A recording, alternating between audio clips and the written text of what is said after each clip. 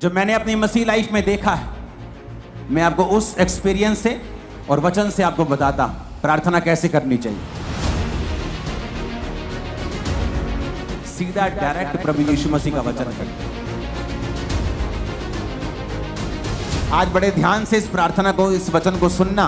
अगर आपने सुना और माना, लाइफ सेम नहीं होगी, उत्तर आएंगे, आपकी लाइफ रिलीज होगी, शैतान से डिलीवरेंस होगी, हर तरह से आप ऊंचा जाएंगे। आमीन खड़कने वाला चाहिए जरा। अपने हाथों को उठाओ। जो कुछ आज मैं सुनता हूं, मैं उस पे फलों को लाकर अपने परमेश्वर को खुश करूंगा प्रभु यीशु मसीह के सामर्थी नाम में। जोर से तारीफ करो, जितने हाथों में ताकत है, जोर से। लूका 6 उसकी 12 और 13 आयत को हम पढ़ेंगे। उसमें लिखा है कि उन दिनों में वह पहाड़ पर प्रार्थना करने के लिए गया और परमेश्वर से प्रार्थना करने में सारी रात बिताई। जब दिन हुआ तो उसने अपने चेलों को बुलाकर उनमें से 12 चुन लिए और उनको प्रेरित कहा। बाइबल कहती है प्रभु यीशु मसीह ने सारी रात प्रार्थना की। पहाड़ पर प्रार्थना करने के लिए गए और सारी रात प्रार्थना करते रहे, क्योंकि दिन को परमेश्वर को चेलों को चुनना था। एक इंपॉर्टेंट काम परमेश्वर ने करना था। परमेश्वर ये नहीं चाहते थे कि वो चर्च को, कलीसिया को, लोगों को, क्योंकि प्रभु जानते थे कि उनका एक लिमिटेड टाइम है जो उन्होंने जीना है और उसके बाद क्रूस पर चढ़ना है, मरना है और फिर तीसरे दिन मुर्दों में से जी उठना है, फिर 40 दिन प्रीच करना है और उसके बाद 41वें दिन स्वर्ग पे चले जाना है और फिर उसने लेने आना है। ये परमेश्वर को मालूम था। तो परमेश्वर जानते थे कि उसके जाने के बाद वो चेले काम करेंगे जिन्होंने परमेश्वर से सीखा है। इसलिए अगर आप बाइबल को ध्यान से पढ़ेंगे तो परमेश्वर ने कुछ महीने ही लोगों के साथ उनको चंगा करते हुए और उनको प्रीच करते हुए बिताए। कुछ लोग 34 दिन कहते हैं, हम 2 महीने भी लगा लें। और बाकी के 3.5 साल उसने चेलों को ट्रेंड करने के लिए, चेलों को सिखाने के लिए बिताए, क्योंकि परमेश्वर ये जानते थे कि अब ये मेरा सुसमाचार चेले आके लेके जाएंगे। तो परमेश्वर ये जानते थे कि मैं चर्च को कमजोर लीडर ना दूं, डाइवर्टेड लीडर ना दे दूं, शारीरिक अगुवे ना दे दूं, गलत अगुवे ना दे दूं। तो परमेश्वर ने अपने डिसीजन को सही करने के लिए सारी रात प्रार्थना की। लेकिन आज का विश्वासी जब पता है कि सुबह एक बड़ी अच्छी डील करने के लिए जाना है, रात को वो मोबाइल पे लगा होता है और 2 बजे व्हाट्सएप चला के, फेसबुक चला के, सारे दोस्तों को इंस्टाग्राम पे चेक करके फिर वो सोता है और फिर लाइफ में गलतियां करता है और फिर इल्जाम दूसरों पे डालता है। यार ये बंदा गलत मिल गया लाइफ में, यार मेरा पार्टनर गलत मिल गया, बिजनेस पार्टनर सही नहीं मिलिया मैनू, यार मैनू उन्हें धोखा दे दिता। जीसस जानते थे कि अपना फेलियर किसी के ऊपर डालने के बजाय ये अच्छा है कि मैं सारी रात परमेश्वर से प्रार्थना करूं और परमेश्वर से अगुवाई को मांगूं और अपने डिसीजंस के ऊपर परमेश्वर की अगुवाई को लूं, ताकि मैं कोई भी गलती ना करूं। हालांकि उन 12 चेलों में से एक व्यक्ति शैतान था, यहूदा इस्करियोती, लेकिन वो भी परमेश्वर की इच्छा के नीचे ही था कि उसका चेला ही उसे पकड़वाएगा। उसका प्रेम करने वाला, उसको चुंबन देने वाला, किस करने वाला चेला ही उसे पकड़वाएगा। लेकिन आज कितने विश्वासी हैं जो अपनी लाइफ के इंपॉर्टेंट डिसीजंस लेने हो तो वो प्रार्थना के साथ जाते हैं। आपके बच्चों को कौन से स्कूल में डालना है, ये प्रार्थना का विषय है। आपको किस जगह पर कैसे सेवकाई करनी है, प्रार्थना का विषय है। इस सेवकाई को करने से पहले, इस सेवकाई को शुरू करने से पहले मैं लंबी लंबी रातों प्रार्थनाओं में रहा हूं कि मुझे किस तरह से शुरुआत करनी है, कहां करनी है, मुझे कुछ मालूम नहीं था। बाइबल कहती है प्रार्थना छुटकारे को लेके आती है, लेकिन आज कितने विश्वासी हैं जो प्रार्थना करते हैं। अक्टूबर महीना एक बहुत स्पिरिचुअल महीना है और सबसे इंपॉर्टेंट महीनों में एक है आप लोगों के लिए। मैं आपको बता रहा हूं स्पिरिचुअली, मैं इसमें डिटेल में नहीं जाना चाहता, लोग जादू और टोनों के नीचे रहते हैं इन महीनों में, लेकिन इन्हीं महीनों में परमेश्वर का आत्मा भी आपकी लाइफ में बड़े काम करना चाहता है। बहुत लोग ये जानते हैं कि प्रार्थना करने से वो छूट जाएंगे, लेकिन जब भी वो प्रार्थना करने के लिए बैठते हैं, शैतान पूरी तरह से उन पे फाइट करता है। आपके परिवार के बीच से होके, आपके शरीर के बीच से होके, इच्छाओं के बीच से होके, आपको जब प्रार्थना करने का समय होता है, हर तरह के नेगेटिव ख्याल आपके मन में आता है, हर तरह का अविश्वास आपके मन में आता है। तो मैं भी ये क्वेश्चन करना चाहता हूं कि जब आप प्रार्थना करने के लिए बैठते हैं तभी ऐसा क्यों होता है? आप टीवी देखने के लिए बैठते तब ऐसा क्यों नहीं होता? जब आप प्रार्थना करने के लिए बैठते हैं तभी अविश्वास मन में क्यों आता है? तभी शैतान मन में क्यों आता है? तभी नेगेटिव बात मन में क्यों आती? तभी पाप मन में क्यों आता है? क्योंकि शैतान को मालूम है प्रेयर में छुटकारा है। उसको पता है कि प्रेयर के द्वारा ही आप अगले लेवल तक जा सकते हो। उसको पता है कि प्रेयर के द्वारा ही आप ऐसे डिसीजन ले सकते हो जो आप अपने दिमाग से कभी नहीं ले पा रहे थे। क्योंकि उसको पता है कि जब आप प्रेयर करेंगे तो परमेश्वर आपकी स्पिरिट में आपकी अगुवाई करेगा। झट से आपको अंदर एक लाइट की तरह जगता है, जैसे लाइट जगती है ना एकदम कमरे में, वो मोमेंट एक लाइट की तरह होता है। जस्ट आपकी स्पिरिट में ऐसे आता है लाइट की तरह, और आपको मालूम होता है कि परमेश्वर ने आपसे बात की है।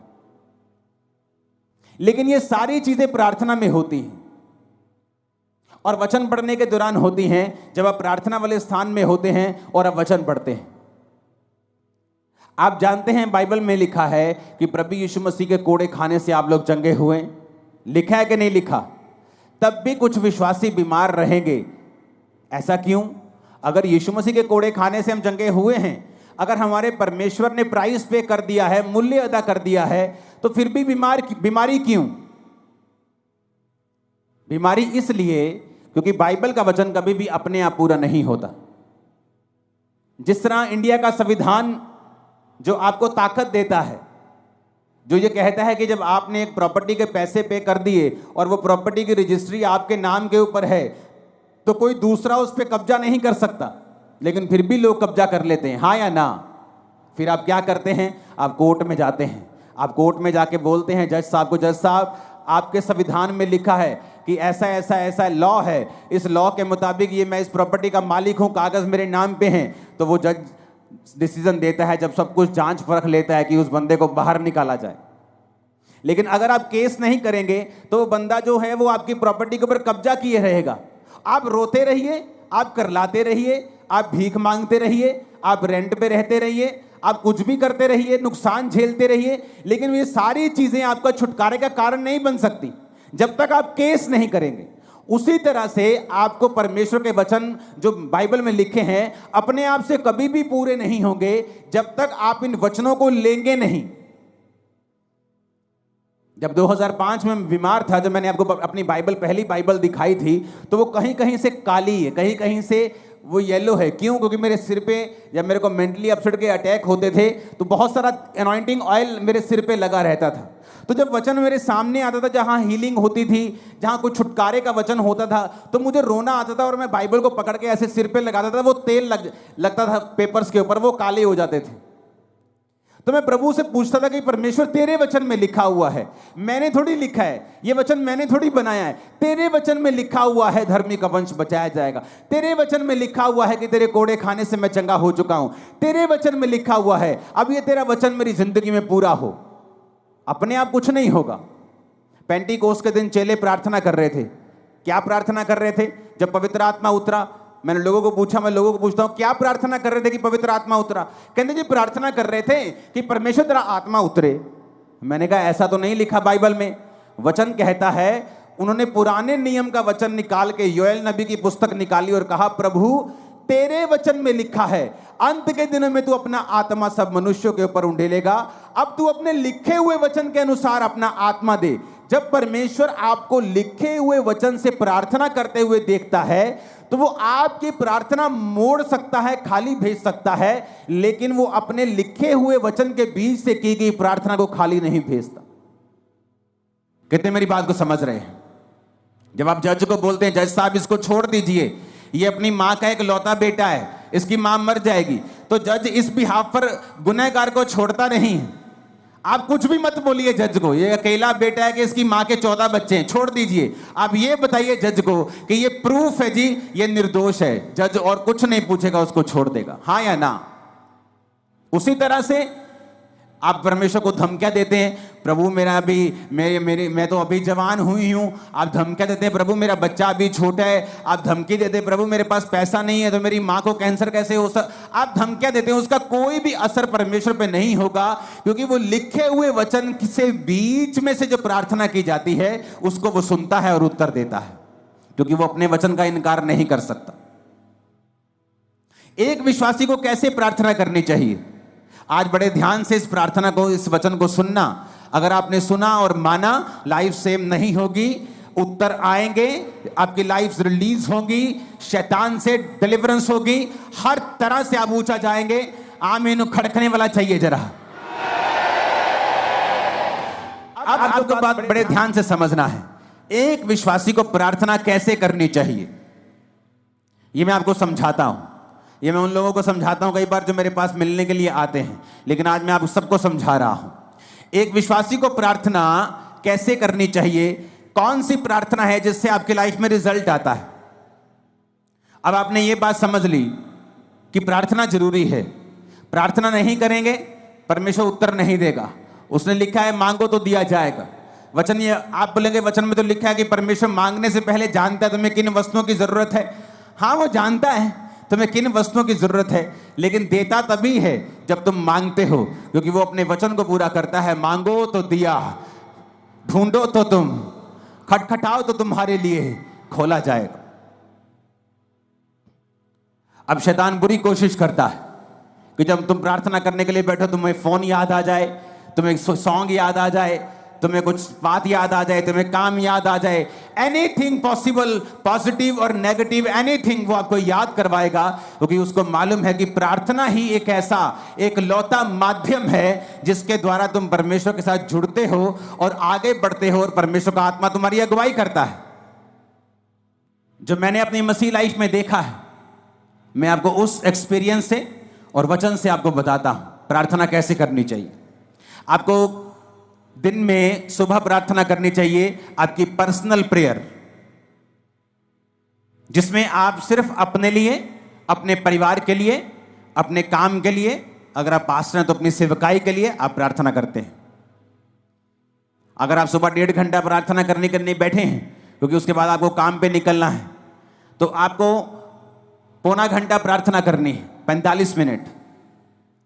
आधा घंटा आप वचन पढ़ें और बाकी का 15 मिनट आप वचन को खोलें और अपनी लाइफ के मुताबिक, मान लीजिए एक विश्वासी बीमार है, वो नीति वचन को निकाले 3 को, वो यशाया 54 को, वो भजन संहिता 103 को, वो इस तरह के वचन निकाले जहां परमेश्वर ने आपको शारीरिक चंगाई की वायदा किया है। आप उस वचन को पढ़ें कि परमेश्वर तेरे वचन में लिखा है। जिस तरह जब मुझे रोग था तो मैं परमेश्वर को बोलता था कि प्रभु तेरे वचन में लिखा है भजन संहिता में कि तू मुझे दीर्घ आयु से तृप्त करेगा। तो मैं प्रभु से बात करता था, लड़ता था, जैसे फाइट करते हैं। किससे? वचन से। इमोशनल फाइट नहीं, उसका कोई फायदा नहीं। वचन से फाइट करना। परमेश्वर कहता है वचन से अपने प्रमाण मुझे दो, सबूत दो मुझे। क्यों मैं तुम्हें चंगा करूं, क्यों तुझे बच्चा दूं, क्यों ब्लेस करूं, सबूत दो। क्या है सबूत? सबूत वचन है। तो प्रभु से मैं बोलता था प्रभु तेरे वचन में लिखा है कि तू मुझे दीर्घ आयु से तृप्त करेगा, तो क्या इस रोग के साथ मैं दीर्घ आयु जी सकता हूं? अगर जी सकता हूं तो ये दीर्घ आयु किस काम की होगी अगर मैं सारी उम्र रोगी रहूंगा? तो मैं इस तरह से प्रभु के साथ फाइट करता था कि प्रभु तेरे वचन में लिखा है कि तू मुझे दीर्घ आयु से तृप्त करेगा। एक टेस्टिमनी को मैं पढ़ रहा था एक सिस्टर की, आज बहुत सारी जबरदस्त गवाहियां आपने सुनी, तारीफ करो सब गवाहियों के लिए। तो मैं गवाही जब सुन रहा था तो एक सिस्टर थी जिसने वचन सुना, और वचन सुनने के बाद उसने रोज वचन के बीच से प्रार्थना करनी शुरू कर दी। तो हुआ क्या था, उसके यूट्रस में बीमारी थी, उसको बेबी नहीं, हस्बैंड में भी रोग था, बेबी नहीं हो सकता था। लेकिन उसे यह मालूम हुआ कि वचन के बीच से अगर मैं प्रार्थना करूंगी, प्रभु को उसके वायदे याद करवाऊंगी, तो ये परमेश्वर संभव है। उसने प्रार्थना करनी शुरू कर दी वचन से कि प्रभु तेरे वचन में लिखा है कि धर्मी का वंश बचाया जाएगा। मेरा वंश कहां है? क्या मैं धर्मी नहीं हूं? मैं तुझ पे विश्वास करती हूं तो मैं एक धर्मी हूं। प्रभु तेरे वचन में लिखा हुआ है कि तू बांझ को घर में लड़कों का आनंद करने वाली माता बनाता है। प्रभु तेरे वचन में लिखा हुआ है कि तू हमें फलवंत करेगा। प्रभु तूने आदम को कहा था be fruitful and be multiply. बिना बच्चे के मैं मल्टीप्लाई कैसे हो सकती हूं? तो उसने रोज क्या किया, वचन के बीच से प्रभु को प्रार्थना करनी शुरू कर दी। 2-3-4 साल कुछ नहीं हुआ, कोई फर्क नहीं, लेकिन उसकी बॉडी थोड़ी अच्छी हो गई, लाइफ अच्छी हो गई, वो चलती रही चलती रही चलती रही। उसको शायद पीरियड भी नहीं आते थे, पता नहीं चलता था कि बेबी प्रेगनेंसी है कि नहीं है, क्योंकि बहुत सारी कॉम्प्लिकेशंस थी। एक दिन अचानक अपने रेगुलर डॉक्टर से जब चेकअप करवाने के लिए गई, वो 2nd मंथ की प्रेग्नेंट थी और परमेश्वर ने उसको एक बेटा दिया। उसके बाद परमेश्वर ने उसको एक बेटी दी, दोनों जीवित हैं। आप जब सुबह प्रार्थना करने के लिए उठें तो अगर आप 1.5 घंटा प्रार्थना करते हैं तो 45 मिनट प्रार्थना करें। उसमें आपको क्या बोलना है? आप कुछ भी बोलें, वो परमेश्वर है, वो कोई बाबा नहीं है कि आप एक वर्ड थोड़ा इधर उधर बोल देंगे तो वो आपकी जान ले लेगा या आपको श्रापित कर देगा। एक छोटा बच्चा जब अपनी माँ के पास आता है और 1 साल का होता है और बोलता नहीं पूरा, न्या मामा मामा जा जा ऐसे करता है, तो उसकी माँ उस गुस्सा नहीं करती। उसकी माँ पहचान लेती है इसको क्या चाहिए, इसको दूध चाहिए, इसको खाना चाहिए, इसको दाल का पानी चाहिए, इसको वॉशरूम आया है, वो पहचान लेती है। आपका पिता भी ऐसा है, आपका हेवनली फादर भी ऐसा है। जब आप 45 मिनट प्रार्थना में बैठेंगे तो उसका थैंक्स करें, उसकी वर्शिप करें, उसको शुक्र कहें, सब बातों के लिए उसका थैंक्स करें, आप उसके साथ बात करें। वो आपका पिता है, वो बाबा नहीं कि आपको मार देगा। आपको 2 चीजें गलत पढ़ देंगे तो वो आपका कत्ल कर देगा या आपको श्रापित कर देगा, ऐसा नहीं है। लेकिन वो ऐसा परमेश्वर भी है जो ये कहता है कि अपना प्रमाण मुझे दो, जो ये चाहता है कि उसके बच्चे एक्टिव रीति से ये जाने कि वचन में क्या लिखा है और वचन में कौन सी चीजें हैं, क्या अधिकार हैं हमारे पास वचन के बीच से जो हमें इस्तेमाल करने हैं। तो जब आप सुबह प्रार्थना करने के लिए 45 मिनट उठे और आपने प्रार्थना की, आपने थैंक्स किया, आपने वर्शिप की, आपने प्रभु का थैंक्स किया, 45 मिनट हो गए, आपने आधा घंटा बाइबल पढ़ी। अब अगले 15 मिनट, आधा घंटा बड़ा इंपॉर्टेंट है। उसमें क्या करना है? वचन निकालना है जो आपकी लाइफ से संबंधित है। आपको हीलिंग चाहिए, हीलिंग के वचन निकालें। आपको बच्चा चाहिए, उस बच्चे के वचन निकालें। जहां परमेश्वर ने आपको वंश आशीषित करने का आपको वायदा किया है, परमेश्वर ने कहा वो व्यक्ति जो परमेश्वर की इच्छाओं पर चलेगा और उससे उसका डर मानेगा, परमेश्वर उसको उसी मार्ग में चलाएगा जिससे वो प्रसन्न होता है, उसका वंश पृथ्वी पर पराक्रमी होगा। तो परमेश्वर कहते तुम्हारे बच्चे जो होंगे पृथ्वी के ऊपर पराक्रमी होंगे, बड़े बड़े काम करने वाले होंगे, डरपोक बच्चे नहीं होंगे। तो आप इस वचन का फायदा उठा सकते हो। अगर आपके बच्चे डरपोक है तो, अगर आपके बच्चे अनसक्सेसफुल है तो, कम पढ़ते हैं तो, समझ नहीं आती कि प्रभु तेरे वचन में लिखा है कि तेरा वंश पृथ्वी के ऊपर पराक्रमी होगा, मेरे बच्चों को पराक्रमी बना, मेरे बच्चों को एक्सीलेंट बना, मेरे बच्चों को ब्लेस कर। हर एक चीज के लिए बाइबल में परमेश्वर का वायदा है, वचन है। आप अपने मोहल्ले में क्रिश्चियन हैं, आप एक छोटा मोटा बिजनेस करते हैं, आप अगर वचन को जानते होंगे आप उस वचन को निकाल लेंगे। प्रभु तेरे वचन में लिखा है, तूने कहा है कि तू मुझे सब जातियों से श्रेष्ठ करेगा, सब दूसरी जातियां अन्य जातियों से तू मुझे श्रेष्ठ करेगा। प्रभु मैं प्रार्थना करता हूं, मैं अपने टाइट को भी बोता हूं, मैं आज प्रार्थना करता हूं, मुझे सबसे श्रेष्ठ बनना है, मुझे बेस्ट बनना है अपने बिजनेस में, अपनी लाइफ में मुझे बेस्ट चाहिए। आप बेस्ट होंगे अगले 7 सालों के अंदर। लेकिन क्या आपने वो मांगा? नहीं, आपने मांगा नहीं। आप चाहते हैं हो, आप विश करते हैं प्रभु मुझे हील कर दे। आप जीनी के पास नहीं है कि आपने रगड़ा और जीनी निकला और आपने कहा क्या चाहिए, उसने कहा क्या चाहिए, आपने कहा मुझे चंगा कर दो। परमेश्वर कहता मांगो तो दिया जाएगा, अपने प्रमाण दो, अपना मुकदमा लड़ो। आज लोगों को इतना भी मालूम नहीं है कि जो उन्हें चाहिए बाइबल में कहां लिखा है। कुछ का बहाना है वो तो अनपढ़ है। आज अगर तुम्हारी बहन वेस्टर्न यूनियन में 10,000 रुपए भेज दे इंग्लिश में लिख के, तुम भाई साहब 15 मिनट में पैसे निकाल के ले आओगे। तुम्हें पता है किससे पढ़वाना है, किसको 10 रुपए का लालच देना है, किस पोते को बोलना है, किस पोती को बोलना है 100 रुपए देके और पैसे निकलवा के लेके आने। लेकिन जब बाइबल पढ़ने का समय आता है, आपको ट्यूशन रखनी चाहिए। अगर आप अनपढ़ है तो 2 महीने में बाइबल पढ़नी सीखो, खुद समझो बाइबल में कहां कहां वो वचन लिखे हैं जो आपको जरूरी चाहिए, जो आपके लिए एक हथियार की तरह काम करेंगे। ऊंची आवाज में हालेलुया बोलो जरा। अगर आप प्रार्थना नहीं करेंगे, इसका मतलब आपने प्रभु से मांगा नहीं। आपने मांगा नहीं, आपने पाया नहीं। उसने कहा मांगो तो दिया जाएगा। तो मेरी प्रार्थना कैसे होती थी? सुबह जब प्रार्थना करो तो मैं लिखे हुए पॉइंट्स के साथ प्रार्थना करता, मुझे ये चाहिए, वो पॉइंट लिखना, उस पॉइंट के हिसाब से वचन निकालना और प्रभु को कहना, प्रभु तेरे वचन में लिखा हुआ है, मैंने नहीं लिखा, तूने लिखा है, तूने लिखा है अपने वचन में, इस वचन को परमेश्वर मेरी लाइफ में पूरा कर। वचन के साथ 15 मिनट के लिए लास्ट प्रार्थना करना, वचन से परमेश्वर को याद करवाना। अगर आपको कोई सीरियस प्रॉब्लम है तो उसके बाद आप शाम को प्रार्थना करें फिर 1.5 घंटा, और उसके बाद सेम वही प्रार्थना रात को करें 1.5 घंटा। अगर आप ठीक हैं, आपकी लाइफ में ओके है, आप ब्लेस्ड हैं, आप 1 घंटा 1 घंटा 1 घंटा आप 3 बार प्रार्थना करें रोज। सुबह 1 घंटा, शाम को 1 घंटा, रात को 1 घंटा। आप शाम को 1 घंटा नहीं दे सकते, आप काम, बिजनेस वूमन है, आप काम करने जाती हैं, आप एक बिजनेसमैन हैं, तो आप सुबह को 1.5 घंटा, रात को 1.5 घंटा परमेश्वर को दें। अपने दिन की शुरुआत प्रार्थना से करें, रात का अपना दिन का अंत प्रार्थना से करें।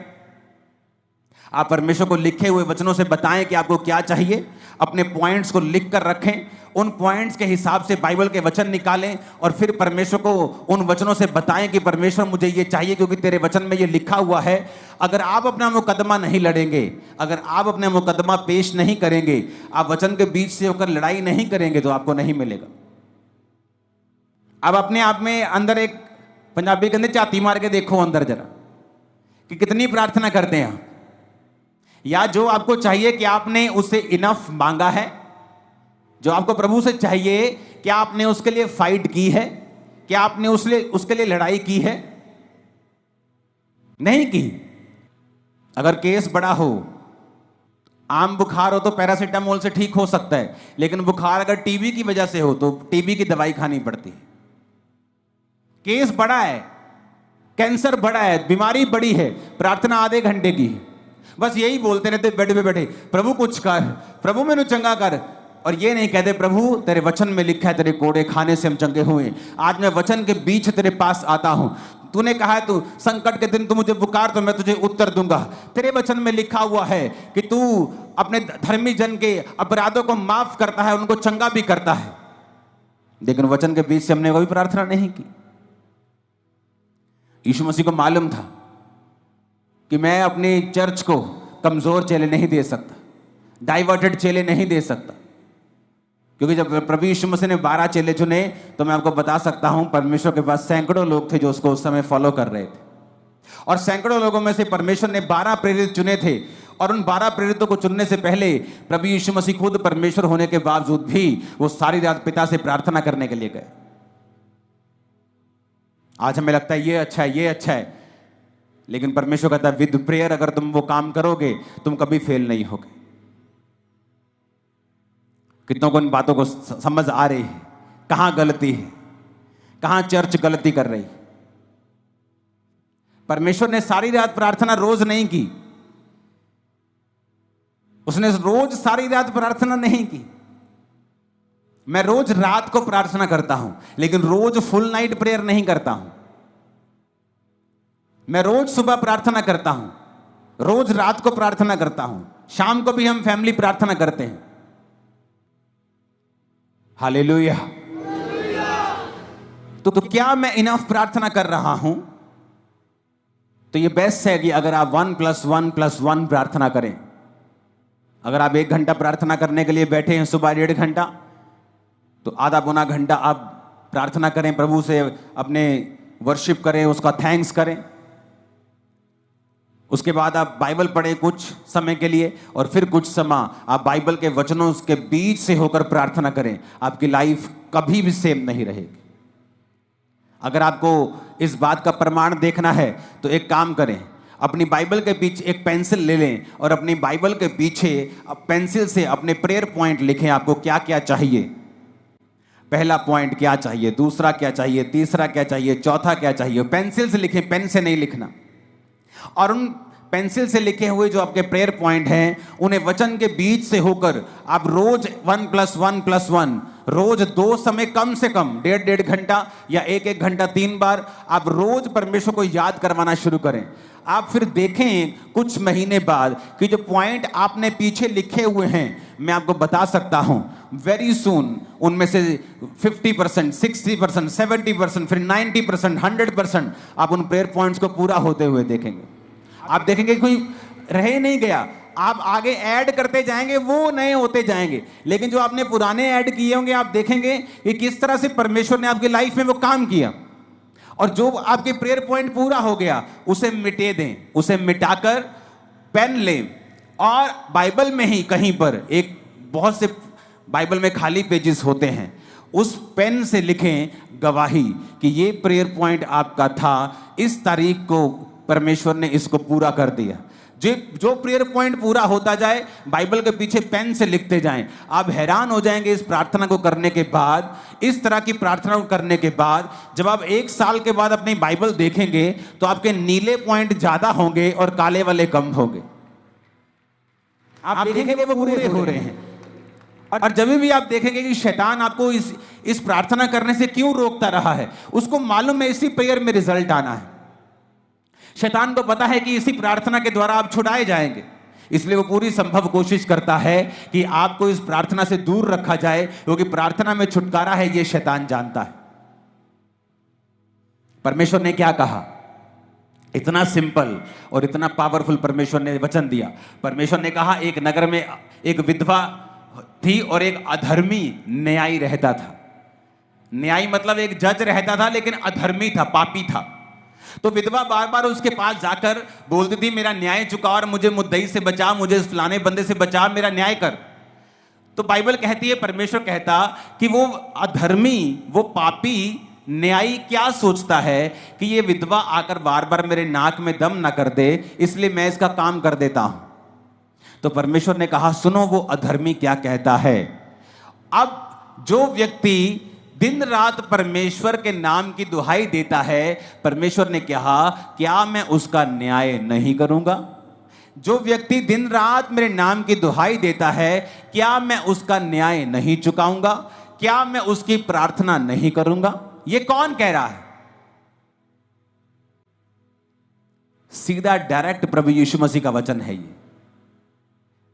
प्रभु यीशु मसीह अपने मुंह से अपने लोगों को समझा रहे हैं कि एक विधवा बार बार जाने से एक पापी बंदे से न्याय ले सकती है। तो प्रभु कहता है कि अगर तुम मेरे पास दिन और रात मेरे नाम की दुहाई दोगे, मैं तुम्हारा न्याय क्यों नहीं करूंगा? मैं तुम्हें क्यों नहीं छुड़ाऊंगा? मैं क्यों तुम्हारी प्रार्थना का उत्तर नहीं दूंगा? मैं क्यों तुम्हें नहीं बंधनों से आजाद करूंगा? पर कंडीशन क्या है? अगर वो दिन रात मेरे नाम की दुहाई दें। आप एक दिन प्रार्थना करेंगे सुबह, आपने प्रार्थना की प्रभु तेरे वचन में लिखा है धर्मी का वंश पराक्रमी होगा। प्रभु अपने बच्चों के लिए प्रार्थना करता हूं, अपने लिए हीलिंग के लिए, डिलीवरेंस। आप प्रार्थना करते हैं वचन के बीच, आप वही प्रार्थना फिर शाम को करते हैं, वही प्रार्थना फिर आप रात को करते हैं, फिर सुबह, फिर दोपहर, फिर शाम, फिर रात, फिर सुबह, फिर शाम, फिर रात, फिर सुबह, फिर शाम। परमेश्वर को आप दुखी कर देंगे और वो जवाब देगा। वो अपने वचन का इनकार नहीं कर सकता, वचन को डिनाई नहीं कर सकता। अगर आप वचन के बीच से उससे लड़ेंगे, वो आपको उत्तर देगा। याकूब को भी यह बात मालूम थी। याकूब को पता था कि उसका भाई उसे मारने के लिए 400 बंदे लेके आ रहा है। क्या लिखा वचन में? उसने सब परिवार को नदी के पार कर दिया।